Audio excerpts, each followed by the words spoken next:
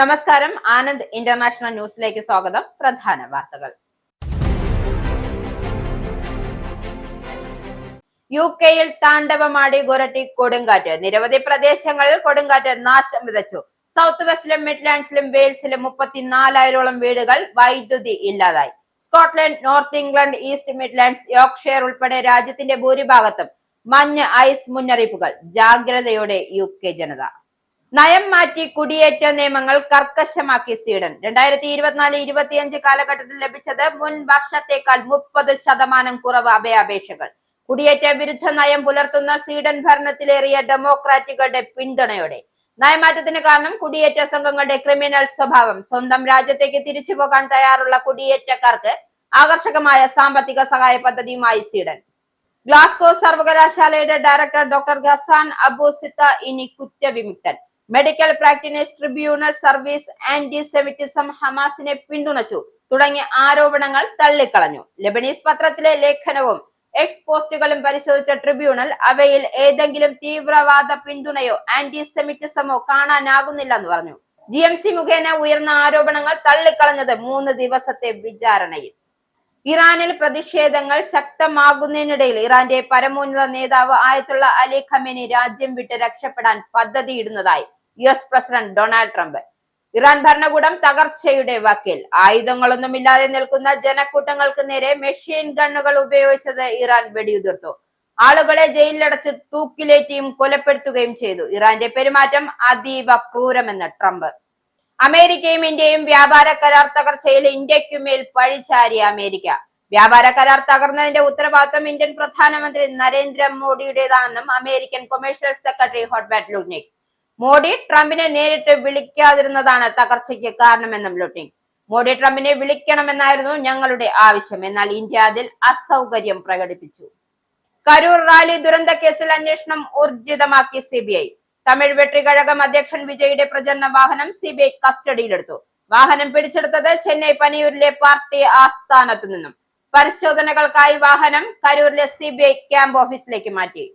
മാംസാഹാര വിതരണത്തിൽ നിരോധനവുമായി അയോധ്യ ഭരണകൂടം. അയോധ്യയിലെ രാമക്ഷേത്രത്തിന് 15 കിലോമീറ്റർ ചുറ്റളവിൽ മാംസാഹാരങ്ങൾ വിതരണം ചെയ്യുന്നത് നിരോധിച്ചു. നടപടി പഞ്ചകോശി പരിക്രമ പാതയിൽ കീഴിലുള്ള പ്രദേശങ്ങൾ ഓൺലൈൻ ഫുഡ് ഡെലിവറി പ്ലാറ്റ്ഫോമുകൾ വഴി മാംസാഹാരം വിതരണം ചെയ്യുന്നതിനെതിരെ പരാതികൾ ഉയർന്ന സാഹചര്യത്തിൽ പ്രദേശത്തെ ഹോം സ്റ്റേ, ഹോട്ടലുകൾ എന്നിവയ്ക്ക് മാംസാഹാരം വിളമ്പരുതെന്നും നിർദ്ദേശം. ശബരിമല സ്വർണ്ണക്കൊള്ള കേസിൽ റിമാൻഡിലുള്ള ക്ഷേത്രം തന്ത്രി കണ്ഠരര് രാജീവരെ ദ്വാരപാലക കേസിൽ കൂടി പ്രത്യേക അന്വേഷണ സംഘം പ്രതിയാക്കും. തന്ത്രിയെ കുരുക്കിയത് ദേവസ്വം ബോർഡ് മുൻ അധ്യക്ഷൻ A. പത്മകുമാറിന്റെ മൊഴി. ദ്വാരപാലക ശില്പപാളികൾ പുറത്തേക്ക് കൊണ്ടുപോയത് തന്ത്രിയുടെ അനുമതിയോടെയാണെന്ന് മൊഴി.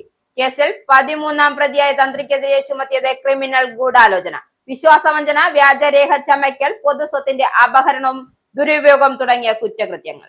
വാർത്തകൾ വിശദമായി.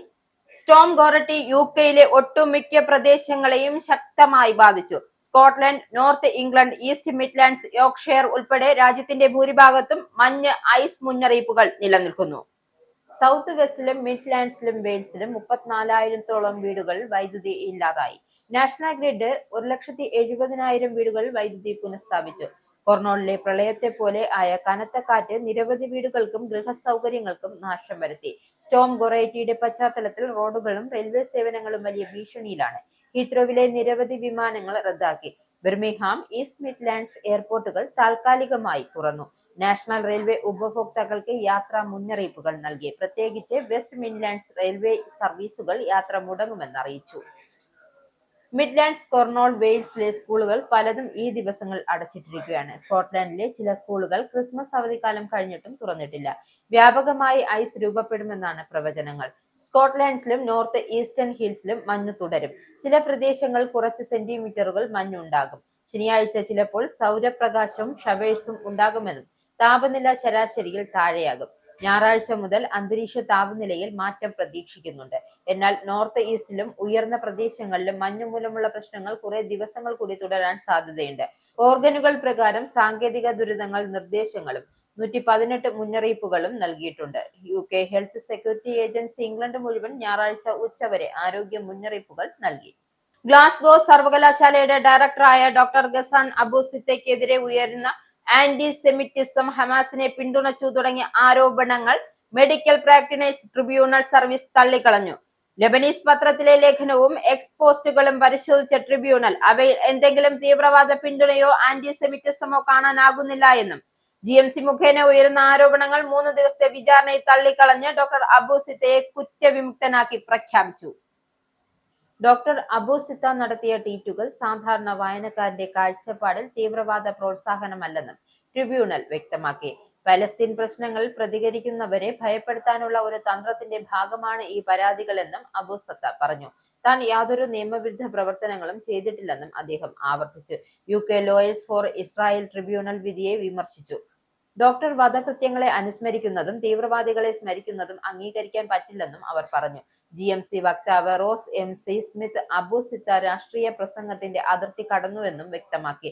ഗ്ലാസ്ഗോ സർവകലാശാല ഡയറക്ടർ സ്ഥാനാർത്ഥിയെ വിദ്യാർത്ഥികളാണ് തിരഞ്ഞെടുത്തുന്നത് എന്നും റിപ്പോർട്ടിൽ പറയുന്നു. രാജ്യത്ത് കുടിയേറ്റ നിയമങ്ങൾ കർക്കശമാക്കിയതോടെ സ്വീഡനിൽ 2024-25 കാലഘട്ടത്തിൽ ലഭിച്ചത് മുൻ വർഷത്തേക്കാൾ 30% കുറവ് അഭയാപേക്ഷകൾ എന്ന റിപ്പോർട്ട്. കുടിയേറ്റ വിരുദ്ധ നയം പുലർത്തുന്ന സ്വീഡൻ ഡെമോക്രാറ്റുകളുടെ പിന്തുണയോടെ ഭരണത്തിലേറിയ വലതുപക്ഷ സർക്കാർ 2022 അധികാരത്തിലെത്തിയത് മുതൽ തന്നെ കുടിയേറ്റത്തിനെതിരെ കർശന നടപടികളായിരുന്നു സ്വീകരിച്ചത്. ഒരു കാലത്ത് അഭയാർത്ഥികളെ സ്വീകരിക്കുന്ന കാര്യത്തിൽ ഏറ്റവും അധികം ഉദാര മനസ്കത കാണിച്ചിട്ടുള്ള യൂറോപ്യൻ രാജ്യമായിരുന്നു സ്വീഡൻ. സ്നേഹത്തിന്റെയും അനുകമ്പയുടെയും പ്രതീകമായിരുന്ന സ്വീഡന്റെ മനസ്സു മാറ്റിയത് പക്ഷേ അവരുടെ സഹായവും സ്നേഹവും സ്വീകരിച്ച അഭയാർത്ഥികൾ തന്നെയാണ്. ഇവർ ഉൾപ്പെടുന്ന ക്രിമിനൽ സംഘങ്ങൾ തമ്മിലുള്ള സംഘർഷങ്ങൾ അടുത്ത കാലത്തായി സ്വീഡന്റെ സമാധാനം ഇല്ലാതാക്കുകയായിരുന്നു. തുടർന്നായിരുന്നു കുടിയേറ്റത്തിനെതിരെ കർശന സമീപനം കൈക്കൊള്ളാൻ തീരുമാനിച്ചത്. സ്വന്തം രാജ്യത്തേക്ക് തിരിച്ചു പോകാൻ തയ്യാറുള്ള കുടിയേറ്റക്കാർക്ക് ആകർഷകമായ സാമ്പത്തിക സഹായം നൽകുന്നത് ഉൾപ്പെടെയുള്ള പദ്ധതികൾ ഇതിനായി ആവിഷ്കരിച്ചിട്ടുണ്ട്. 2025 79,684 പേർക്കാണ് സ്വീഡൻ റെസിഡന്റ് പെർമിറ്റ് നൽകിയത്. അതിൽ 6% മാത്രമാണ് അഭയാർത്ഥികളുള്ളത്. അതേസമയം 2018 റെസിഡന്റ് പെർമിറ്റ് ലഭിച്ചവരിൽ 18% പേർ അഭയാർത്ഥികളായിരുന്നു എന്നത് ഓർക്കണം. അതേസമയം 8,312 പേർ സ്വീഡനിൽ നിന്നും തങ്ങളുടെ സ്വന്തം രാജ്യത്തേക്ക് മടങ്ങി പോവുകയും ചെയ്തു. വരും വർഷങ്ങളിൽ കൂടുതൽ കർശനമായ നിയമങ്ങൾ അഭയാർത്ഥികളുമായി ബന്ധപ്പെട്ട് കൊണ്ടുവരുമെന്നും സർക്കാർ സൂചിപ്പിച്ചിട്ടുണ്ട്. ഈ വരുന്ന സെപ്റ്റംബർ 13-നാണ് പാർലമെന്റ് തിരഞ്ഞെടുപ്പ്. UK-യിലെ പുതിയ ഡ്രൈവിംഗ് നിയമങ്ങൾ യുവാക്കൾക്ക് കനത്ത പ്രതിസന്ധിയാകുന്നു. തിയറി പരീക്ഷയും പ്രായോഗിക പരീക്ഷയും തമ്മിൽ 6 മാസം ഇടവേള വേണമെന്ന് നിർദ്ദേശിക്കുന്ന സർക്കാർ പദ്ധതി 17 മുതൽ 24 വയസ്സ് വരെയുള്ള ഡ്രൈവർമാരെ ലക്ഷ്യമിട്ട് തയ്യാറാക്കിയതായും യുവാക്കൾ ആരോപിക്കുന്നു. ഇത് യുവാക്കൾക്ക് ജോലി കണ്ടെത്തുവാനും സ്വാതന്ത്ര്യം നേടാനും ആവശ്യമായ സമയം വൈകിക്കുന്നു. നിയമപരമായ ഉത്തരവാദിത്വം യുവാക്കളിൽ ഉണ്ടാകുന്നതിന് അവസരം നൽകാതെ പൂർണ്ണമായ നിയന്ത്രണം ഏർപ്പെടുത്തുന്നു എന്ന വിമർശനം ഉയരുമ്പോൾ ട്രെയിനിങ് ആവശ്യമാണെന്നതും പ്രായോഗിക ഡ്രൈവിംഗ് മെച്ചപ്പെടുത്താൻ സമയം വേണമെന്നുമുള്ള അഭിപ്രായം ചിലർ പ്രകടിപ്പിച്ചു. ഡ്രൈവിംഗ് ക്ലാസുകളുടെ ഉയർന്ന ചെലവ് പലർക്കും പ്രതിബന്ധമാണ്. ചില ഗ്രാമപ്രദേശങ്ങൾ ബസ് സേവനം മണിക്കൂറുകൾ മാത്രമാണ്. അതുകൊണ്ട് സ്വന്തം വാഹനത്തിനെ ആശ്രയിക്കുന്നവരുടെ എണ്ണം കൂടുതലാണെന്നും പലരും അഭിപ്രായപ്പെട്ടു. പുതിയ നിയമത്തിൽ മദ്യപിച്ച് ഡ്രൈവിംഗ് കണ്ടെത്തിയാൽ നിയന്ത്രിക്കാൻ നടപടി ശക്തമാക്കുകയും 70 വയസ്സിന് മുകളിൽ ഉള്ളവർക്ക് കണ്ണ് പരിശോധിക്കാൻ നിർദ്ദേശിക്കുകയും ചെയ്തു. യുവ ഡ്രൈവർമാർക്ക് മാത്രമായി ചില നിയമങ്ങൾ ബാധകമാക്കുന്നത് തെറ്റായ രീതിയാണ് എന്ന അഭിപ്രായമാണ് ചിലർ പ്രകടിപ്പിച്ചത്. 2024-25 വർഷം ബ്രിട്ടനിലെ ഡ്രൈവിംഗ് പരീക്ഷകളിൽ 55% പേരും 17 മുതൽ 24 വയസ്സ് വരെയുള്ളവരായിരുന്നു. ചെലവേറിയ ക്ലാസുകൾ കാരണം ചില യുവാക്കൾ സൈക്കിൾ യാത്ര തുടരാൻ ആലോചിക്കുകയാണ്. ബ്രിട്ടനിലെ ആദ്യത്തെ ഡ്രോൺ ഡെലിവറി സർവീസ് ആരംഭിക്കുന്നതിന് ആമസോണിന് പച്ചക്കൊടി കാട്ടി സർക്കാർ.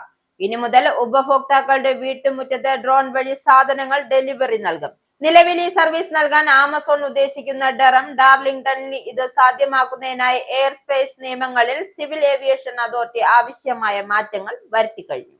അതായത് ഏതു സമയത്തും ആമസോണിന് അവരുടെ ഡ്രോൺ ഡെലിവറി സർവീസ് ഇവിടെ തുടങ്ങാൻ കഴിയുമെന്നാണ് അർത്ഥം.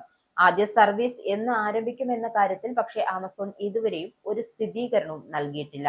പ്രദേശത്ത് വെയർഹൌസിൽ നിന്നും പ്രതിദിനം 12 മണിക്കൂർ 10 മണിക്കൂർ സർവീസ് വരെയായിരിക്കും പ്രവർത്തിപ്പിക്കുക. ആഴ്ചയിൽ 7 ദിവസവും ഡെലിവറി ഉണ്ടായിരിക്കും. ഇറാനിൽ പ്രതിഷേധങ്ങൾ ശക്തമാകുന്നത് താൻ നിരീക്ഷിച്ചു വരികയാണെന്നും പ്രതിസന്ധിക്കിടെ ഇറാന്റെ പരമോന്നത നേതാവ് ആയത്തുള്ള അലി ഖമേനി രാജ്യം വിട്ട് രക്ഷപ്പെടാൻ പദ്ധതിയിടുന്നതായി വരുന്ന റിപ്പോർട്ടുകൾ അറിയാമെന്നും US president Donald Trump. Khamenei മോസ്കോയിലേക്ക് രക്ഷപ്പെടാനുള്ള പദ്ധതിയുണ്ടെന്ന റിപ്പോർട്ടുകളെ കുറിച്ച് ചോദിച്ചപ്പോഴായിരുന്നു ട്രംപിന്റെ പ്രതികരണം. ഖമേനിക്ക് റഷ്യയിലേക്കുള്ള പ്ലാൻ ബി ഉണ്ടെന്ന വാർത്തകൾ വായിച്ചിട്ടുണ്ടോ എന്ന ചോദ്യത്തിന് ട്രംപ് മറുപടി നൽകിയത് റഷ്യയല്ലെങ്കിൽ മറ്റെവിടേക്കെങ്കിലും പോകാനാണ് നോക്കുന്നു എന്നായിരുന്നു. ഇറാൻ ഭരണകൂടം തകർച്ചയുടെ വക്കിലാണ് എന്ന് വിശ്വസിക്കുന്നുണ്ടോ എന്ന ചോദ്യത്തിന് ട്രംപ് ശക്തമായ ഭാഷയിലാണ് പ്രതികരിച്ചത്. അങ്ങനെ സംഭവിക്കാമെന്നും മുൻകാലങ്ങളിൽ അവർ ചെയ്തത് തങ്ങളുടെ മേൽ ക്രൂരമായി വെടിവെക്കുകയായിരുന്നുവെന്നും ആയുധങ്ങളൊന്നും ഇല്ലാതെ നിൽക്കുന്ന ജനക്കൂട്ടങ്ങൾക്ക് നേരെ മെഷീൻ ഗണ്ണുകൾ ഉപയോഗിച്ച് വെടിയുതിർക്കുകയും അല്ലെങ്കിൽ ആളുകളെ ജയിലിലടച്ച് തൂക്കിലേറ്റി കൊലപ്പെടുത്തുകയും ചെയ്തുവെന്നും അതീവ ക്രൂരമായി പെരുമാറിയെന്നും ട്രംപ് പ്രതികരിച്ചു. അവർ അങ്ങനെ ചെയ്താൽ തങ്ങൾ ശക്തമായി തിരിച്ചടിക്കുമെന്ന് താൻ പറഞ്ഞിട്ടുണ്ട് എന്ന് ഓർമ്മിച്ച ട്രംപ് തങ്ങൾ അവരെ ശക്തമായി ആക്രമിക്കുമെന്നും ഇതുവരെ ചില സംഭവങ്ങൾ ഉണ്ടായതും ആളുകൾ കൊല്ലപ്പെട്ടതായും ചിലർ വൻ ജനക്കൂട്ടത്തിൽ ചവിട്ടി മരിക്കപ്പെട്ടു എന്നും അത്യന്തം ഇത് ദാരുണമായിരുന്നുവെന്നും ട്രംപ് കൂട്ടിച്ചേർത്തു. ഇറാനിൽ തെരുവിലിറങ്ങിയ വൻ ജനക്കൂട്ടങ്ങളെ പരാമർശിച്ച ട്രംപ് നിലവിലെ ഭരണകൂടത്തെ അട്ടിമറിക്കാനുള്ള ജനങ്ങളുടെ ആവേശം അതിശയകരമാണെന്നും പറഞ്ഞു. ജനക്കൂട്ടങ്ങൾ അതീവ വലുതാണ്. ആ ഭരണകൂടത്തെ മറിച്ചിടാനുള്ള ആവേശം അതിശയകരമാണ്. മരണങ്ങൾ ഉണ്ടായിട്ടുണ്ട്. എന്നാൽ പലതും ജനക്കൂട്ടങ്ങൾ ഒരേ ദിശയിലേക്ക് ഓടുന്നതിനിടെ സംഭവിച്ച ചവിട്ടി മരണങ്ങളാണ്. ഇനി എന്ത് സംഭവിക്കുമെന്ന് കാണാമെന്നും അനവധി പേർ പ്രതിഷേധിക്കുന്നുണ്ട് എന്നും ട്രംപ് കൂട്ടിച്ചേർത്തു. അമേരിക്കയും ഇന്ത്യയും തമ്മിലുള്ള വലിയ വ്യാപാര കരാർ തകർന്നതിന്റെ ഉത്തരവാദിത്വം ഇന്ത്യൻ പ്രധാനമന്ത്രി നരേന്ദ്രമോദിയുടേതാണെന്നും American commercial secretary Howard Lutnick. Modi president ട്രംപിനെ വിളിക്കാതിരുന്നത്, അതായത് നേരിട്ട് വിളിക്കാതിരുന്നതാണ് തകർച്ചയ്ക്ക് കാരണമെന്നാണ് ലുട്നിക്. കരാർ ഞാൻ സജ്ജമാക്കിയിരുന്നു. മോഡി ട്രംപിനെ വിളിക്കണമെന്നായിരുന്നു ഞങ്ങളുടെ ആവശ്യം. എന്നാൽ ഇന്ത്യ അതിൽ അസൗകര്യം പ്രകടിപ്പിച്ചു. ഒടുവിൽ മോഡി വിളിച്ചില്ല എന്നും ലുട്നിക്. ട്രംപിന്റെ രണ്ടാം കാലാവധിയിൽ ആദ്യമായി കരാർ ഒപ്പിടുന്ന രാജ്യങ്ങളിൽ ഇന്ത്യയും ഉണ്ടാകുമെന്ന പ്രതീക്ഷയിൽ അമേരിക്ക മറ്റ് രാജ്യങ്ങളുമായി ഉയർന്ന തീരുവയിൽ കരാറുകൾ പൂർത്തിയാക്കിയതായും ലുട്നിക് വ്യക്തമാക്കി. ഇന്തോനേഷ്യ, ഫിലിപ്പീൻസ്, വിയറ്റ്നാം എന്നിവയുമായി നടത്തിയ കരാറുകൾ അതേ ഘട്ടത്തിൽ അന്തിമമാക്കി പ്രഖ്യാപിച്ചതോടെ ഇന്ത്യ കരുതിയിരുന്ന വ്യവസ്ഥകൾ അസാധുവായി പോയി എന്നും അദ്ദേഹം പറഞ്ഞു. ഇന്ത്യ പിന്നീട് വിളിച്ച് ഞങ്ങൾ തയ്യാറാണ് എന്ന് പറഞ്ഞപ്പോൾ എന്തിന് തയ്യാറാണ് എന്നായിരുന്നു എന്റെ പ്രതികരണമെന്നും ലുട്നിക് കൂട്ടിച്ചേർത്തു. ഇതോടെ മുമ്പ് ധാരണയായിരുന്ന കരാറിൽ നിന്നും അമേരിക്ക പിന്മാറിയതായും ഇപ്പോൾ അതിനെക്കുറിച്ച് ഞങ്ങൾ ചിന്തിക്കുന്നില്ല എന്നുമാണ് അദ്ദേഹത്തിന്റെ നിലപാട്. ഇതിനിടെ റഷ്യയിൽ നിന്നും എണ്ണ വാങ്ങുന്ന രാജ്യങ്ങളെ ലക്ഷ്യമിട്ടുള്ള കടുത്ത ഉപരോധ ബില്ലിന് ട്രംപ് അംഗീകാരം നൽകിയതോടെ ഇന്ത്യയ്ക്കുമേൽ കൂടി സമ്മർദ്ദം വർദ്ധിച്ചിട്ടുണ്ട്. ലിൻസ് ഗ്രാഹാം, റിച്ചർഡ് ബ്ലൂമെൻതാൽ എന്നിവർ തയ്യാറാക്കിയ ബിൽ പ്രകാരം ഇന്ത്യ, ചൈന, ബ്രസീൽ തുടങ്ങിയ രാജ്യങ്ങളിൽ നിന്നുമുള്ള ഇറക്കുമതികൾക്ക് 500% വരെ തീരുവ ചുമത്താൻ അമേരിക്കയ്ക്ക് അധികാരമുണ്ട്. റഷ്യൻ എണ്ണ വാങ്ങുന്നത് പുടിന്റെ യുദ്ധത്തിന് ധനസഹായമാകുമെന്നും ഈ ബിൽ ട്രംപിന് വലിയ ലീവറേജ് നൽകുമെന്നും ലുട്നിക് വ്യക്തമാക്കി. ഇതിനു മുമ്പ് തന്നെ റഷ്യൻ എണ്ണ ഇറക്കുമതിയിൽ ഇന്ത്യ തുടരുന്നതിൽ ട്രംപ് നീരസം അറിയിച്ചിരുന്നുവെന്നും തീരുവകൾ വളരെ വേഗത്തിൽ ഉയർത്തുമെന്നും മോദിക്ക് മുന്നറിയിപ്പ് നൽകിയിരുന്നുവെന്നും വൈറ്റ് ഹൌസ് വൃത്തങ്ങൾ വ്യക്തമാക്കിയിട്ടുണ്ട്. 2025 ഇന്ത്യയിൽ നിന്നും അമേരിക്കയിലേക്കുള്ള കയറ്റുമതികൾക്ക് ട്രംപ് 50% വരെ തീരുവ ഇരട്ടിയാക്കിയതോടെയാണ് വ്യാപാര ചർച്ചകൾ പൂർണ്ണമായും തകർന്നത്. ഇതിൽ 25% നേരിട്ട് റഷ്യൻ എണ്ണ വാങ്ങലുമായി ബന്ധിപ്പിച്ച പ്രതികാര തീരുവയായിരുന്നുവെന്നും ലുട്നിക്കിന്റെ പുതിയ പരാമർശങ്ങളോട് ഇന്ത്യ ഇതുവരെയും ഔദ്യോഗികമായി പ്രതികരണം അറിയിച്ചിട്ടില്ല. നിർമ്മാണം, റീറ്റെയിൽ, ഉൽപാദന മേഖലകളിലുണ്ടായ ജോലി നഷ്ടങ്ങളുടെ പശ്ചാത്തലത്തിൽ ഡിസംബറിൽ അമേരിക്കയിലെ തൊഴിൽ വളർച്ച പ്രതീക്ഷിച്ചതിലും കൂടുതൽ മന്ദഗതിയിലായതായി ഔദ്യോഗിക കണക്ക്. അതേസമയം തൊഴിലില്ലായ്മ നിരക്ക് 4.4% താഴ്ന്നത് തൊഴിൽ വിപണിയെ വേഗത്തിൽ ദുർബലമാക്കാനില്ലെന്ന സൂചന നൽകുന്നു. വെള്ളിയാഴ്ച തൊഴിൽ വകുപ്പ് പുറത്തിറക്കിയ തൊഴിൽ റിപ്പോർട്ടിൽ കഴിഞ്ഞ മാസ വേതന വർധനവും ശക്തമായിരുന്നു എന്നും വ്യക്തമാക്കിയിട്ടുണ്ട്. ഇതോടെ ജനുവരി 27, 28 തീയതികളിൽ നടക്കുന്ന യോഗത്തിൽ ഫെഡറൽ റിസർവ് പലിശ നിരക്കുകൾ മാറ്റമില്ലാതെ നിലനിർത്തുമെന്നും സാമ്പത്തിക വിദഗ്ധരുടെ പ്രതീക്ഷ ശക്തമായി. പ്രസിഡന്റ് ഡൊണാൾഡ് ട്രംപിന്റെ കടുത്ത വ്യാപാര കുടിയേറ്റ നയങ്ങളാണ് തൊഴിൽ വളർച്ച മന്ദഗതിയിലാക്കാൻ കാരണമെന്നാണ് സാമ്പത്തിക വിദഗ്ധരുടെ വിലയിരുത്തൽ. ഈ നയങ്ങൾ തൊഴിലാളികളുടെ ആവശ്യവും ലഭ്യതയും കുറച്ചുവെന്നാണ് അവരുടെ അഭിപ്രായം. ആർട്ടിഫിഷ്യൽ ഇന്റലിജൻസ് സാങ്കേതിക വിദ്യയിൽ വൻ നിക്ഷേപങ്ങൾ നടത്തുന്നതിനിടെ ഭാവിയിലെ തൊഴിലാളി ആവശ്യകത വ്യക്തമല്ലാത്തതിനാൽ സ്ഥാപനങ്ങൾ നിയമനം കുറയ്ക്കുന്നതായും റിപ്പോർട്ടിൽ പറയുന്നു. സമ്പദ് വ്യവസ്ഥ ജോലിയില്ലാത്ത വളർച്ച എന്ന അവസ്ഥയിലൂടെയാണ് കടന്നു പോകുന്നതെന്നും മൂന്നാം പാദത്തിൽ സാമ്പത്തിക വളർച്ചയും തൊഴിലാളി ഉൽപാദനക്ഷമതയും കുതിച്ചുയർന്നതിന് AI-ക്ക് പങ്കുണ്ട് എന്നും റിപ്പോർട്ടിൽ ചൂണ്ടിക്കാട്ടി. എല്ലാ സൂചനകളും തൊഴിലില്ലായ്മയുടെ നിരക്കിലേക്കാണ് നയിക്കുന്നത്. ഇത് തൊഴിൽ വിപണിയെ ദുർബലമാക്കുന്നുവെന്ന ആശങ്കയിൽ ഫെഡറൽ റിസർവിന്റെ അടിയന്തര ഇടപെടൽ സമ്മർദ്ദം കുറയ്ക്കുമെന്നും ഫിച്ച് റേറ്റിംഗ്സിലെ US സാമ്പത്തിക ഗവേഷണ വിഭാഗം മേധാവി ഒലു സോണാള പറഞ്ഞു. എന്നാൽ ദുർബലമായ തൊഴിൽ വളർച്ചയെ അവഗണിക്കാനാവില്ലെന്നും നിയമനം ഇപ്പോഴും മന്ദഗതിയിലാണ്. സാമ്പത്തിക ചക്രവുമായി ബന്ധപ്പെട്ട മേഖലകളിൽ ജോലി വർധനവ് ആശ്വാസകരമായ സൂചന നൽകുന്നില്ലെന്നും അദ്ദേഹം കൂട്ടിച്ചേർത്തു. Labour department bureau of labour statistics പ്രകാരം നവംബറിൽ തിരുത്തിയ 56,000 ജോലി വർധനവിന് ശേഷം ഡിസംബറിൽ നോൺ ഫാം പേറോളുകൾ 50,000 മാത്രമാണ് വർദ്ധിച്ചത്. റോയിറ്റേഴ്സ് നടത്തിയ സർവേയിൽ സാമ്പത്തിക വിദഗ്ധർ നവംബറിൽ മുമ്പ് റിപ്പോർട്ട് ചെയ്ത 64,000 വർധനവെ അടിസ്ഥാനമാക്കി ഡിസംബറിൽ 60,000 പുതിയ ജോലികൾ പ്രതീക്ഷിച്ചിരുന്നു. കഴിഞ്ഞ വർഷം തൊഴിൽ വിപണി ഗണ്യമായി മന്ദഗതിയിലായിരുന്നുവെന്നും ആകെ 5.84 ലക്ഷം ജോലികൾ മാത്രമാണ് വർഷം മുഴുവൻ സൃഷ്ടിക്കപ്പെട്ടത്.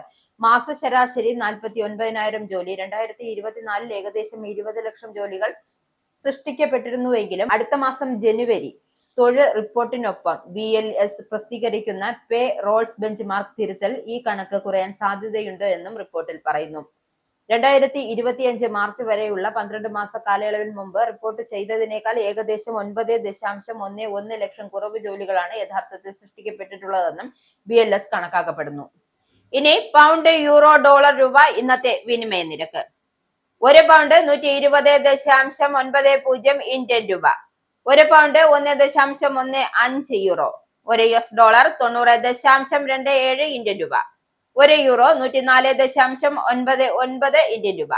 ഒരു പൗണ്ട് 1.34 US ഡോളർ. ഒരു കനേഡിയൻ ഡോളർ 64.85 ഇന്ത്യൻ രൂപ. ഇനിയൊരു ഇടവേള.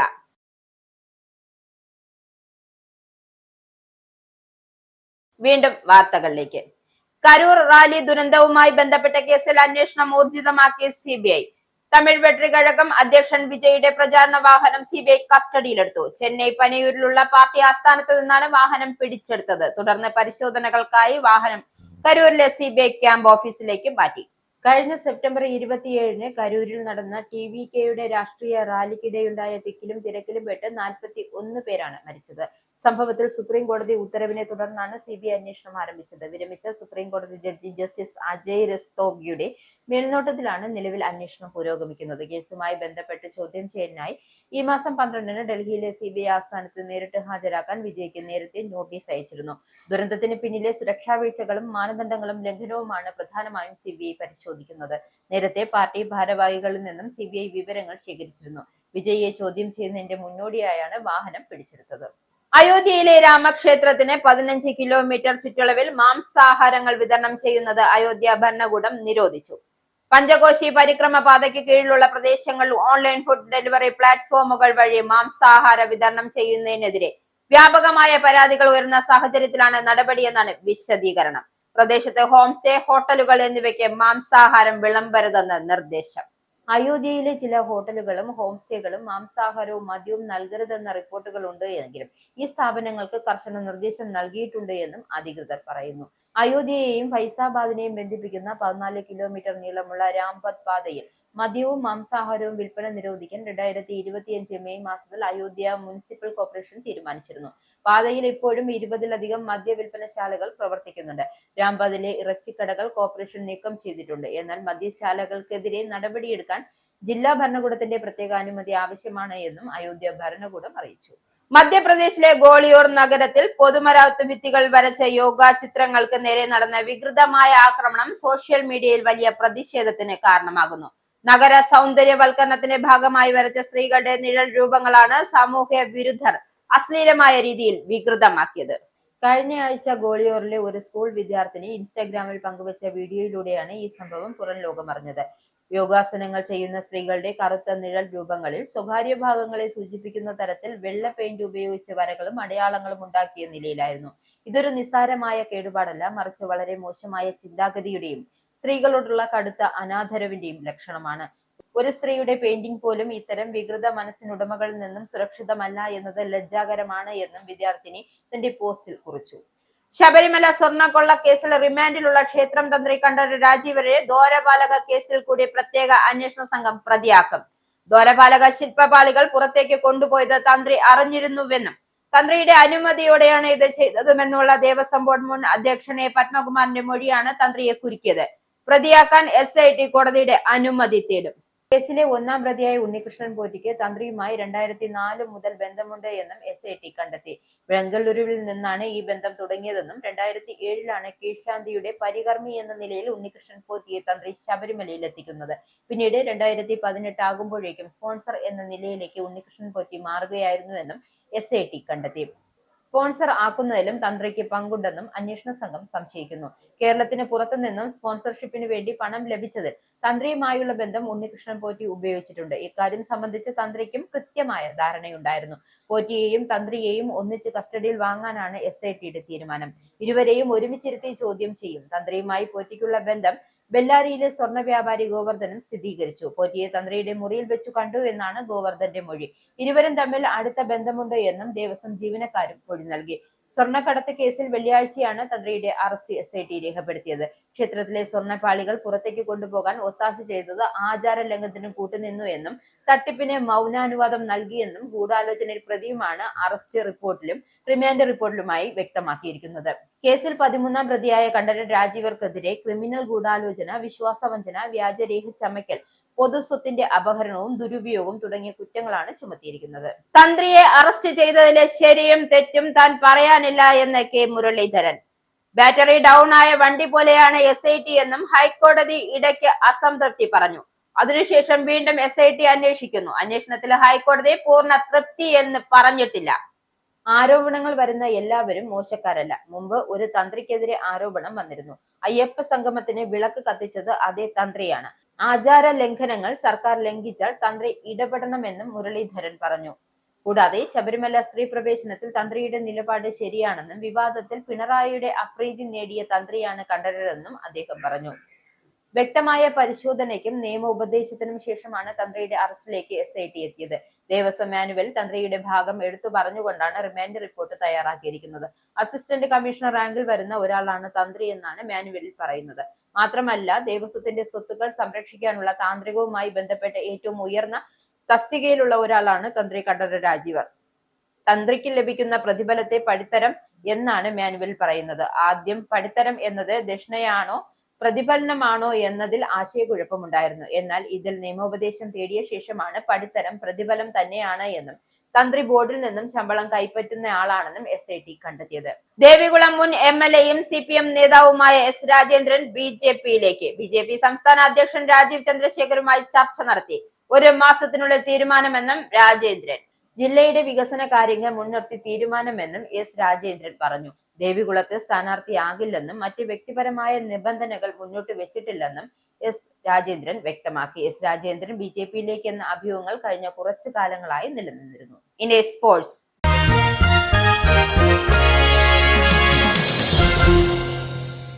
ഏറെക്കാലത്തെ അനിശ്ചിതത്വങ്ങൾക്കൊടുവിൽ ISL ഫുട്ബോൾ ഫെബ്രുവരിയിൽ ആരംഭിക്കാനിരിക്കെയാണ്. എന്നാൽ പുതിയ സീസൺ മുന്നോടിയായി നഷ്ടക്കണക്കുകളുടെ ആശങ്കയിലാണ് കേരള ബ്ലാസ്റ്റേഴ്സ് ഉൾപ്പെടെയുള്ള ക്ലബ്ബുകൾ.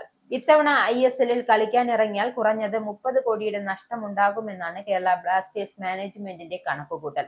മുൻ വർഷങ്ങളിലെല്ലാം തന്നെ നഷ്ടത്തിലായിരുന്ന ബ്ലാസ്റ്റേഴ്സിന് ഇക്കുറി കളിക്കാനിറങ്ങിയാൽ വലിയ സാമ്പത്തിക ബാധ്യതയുണ്ടാകുമെന്ന ആശങ്കയാണ് നിലനിൽക്കുന്നത്. ഇതിനൊപ്പം സർക്കാർ തന്നെ മുൻകൈയെടുത്ത് ISL നടത്തുന്നതിനാൽ ഇത്തവണ കളിക്കാതിരുന്നാൽ ടീമിനെ ബാധിക്കുമെന്ന ആശങ്കയുമുണ്ട്.